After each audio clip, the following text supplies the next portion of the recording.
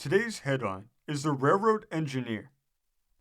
It says, the life of a railroad engineer is graphically depicted in the following extract, which we copy from the Schenectady Star.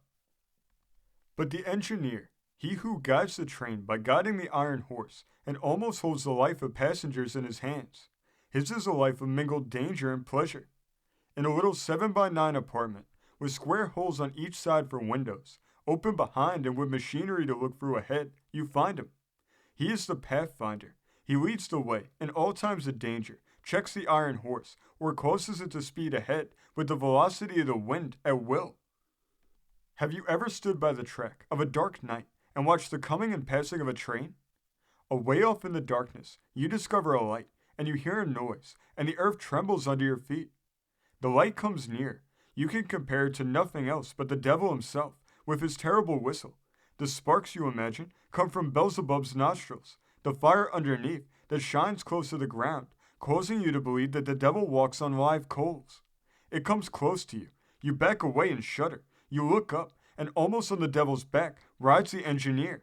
Perhaps the machine shrieks, and you imagine the engineer to be the devil's rider. A daring fellow, that engineer. You can't help saying so, and you wonder wherein lies the pleasure of being an engineer. But so he does, day after day, night after night. Moonlit evenings he sweeps over the country, through cities and villages, through fairy scenes and forests and clearings. He looks through the square holes at his side and enjoys the moonlight, but he cannot stop to enjoy the scenery.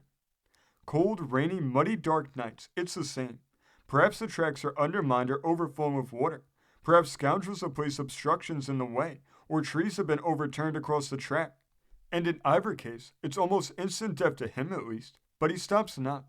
Right on is the word with him, and on he goes, regardless of danger, weather, and everything, save the well-doing of his duty. Think of him, ye who shudder through fear in the cushioned seats of the cars, and get warm from the fire that is kindled for your benefit. This story came from the great state of Pennsylvania, being reported in the Independent Republican of February 19th, 1857. Thank you for joining us today. If you want to continue to uncover all of America's lost and forgotten history, then remember before you leave to hit the subscribe button, hit the notification bell, and remember to like and comment below. And we will see you next time on Americana Archives.